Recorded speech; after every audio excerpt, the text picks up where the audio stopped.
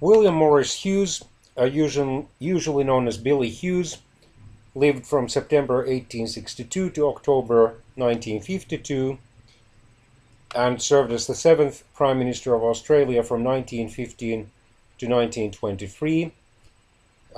His prime ministership thus coincided partly with the First World War.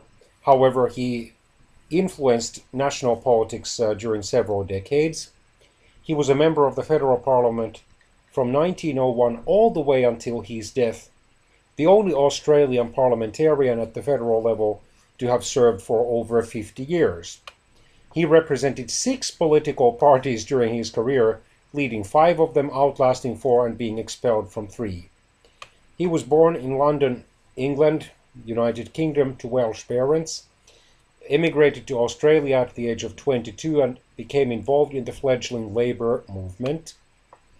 And when he was Prime Minister, he led the Australian Labour Party. However, he and his supporters were expelled from the party in November 1916 due to an ideological or some other split. However, he remained in power at the head of the new National Labour Party, which after a few months merged with the Liberals to form the Nationalist Party. His government was re-elected with large majorities in the 1917 and 1919 elections. He established the forerunners of the Australian Federal Police and the CSIRO during the war. He made a significant impression on other world leaders at the 1919 Paris or Versailles Peace Conference, and he was able to persuade the big 3, meaning the US President Woodrow Wilson, British Prime Minister David Lloyd George, and French Prime Minister Georges Clemenceau, to grant Australia control of the former German colony New Guinea.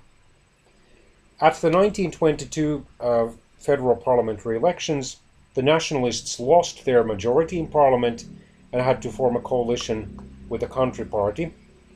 The Country Party, however, demanded Hughes' resignation, and he resigned, being succeeded as Prime Minister by Stanley Bruce. In 1928, he and his supporters crossed the floor on a confidence motion and brought down the government. He then, for a while, sat as an independent member of the Australian House of Representatives. Then he formed his own organization, the Australian Party, which in 1931 merged into the new United Australia Party. In 1934, he returned to the federal cabinet. And as late as in 1939, he came close to returning to office as Prime Minister, losing a United Australia Party leadership ballot to who would then become the longest-serving Australian president to date, Robert Menzies. He's generally acknowledged as one of the most influential Australian politicians of the 20th century. However, he was also a controversial man throughout his lifetime, and historians continue to debate his legacy.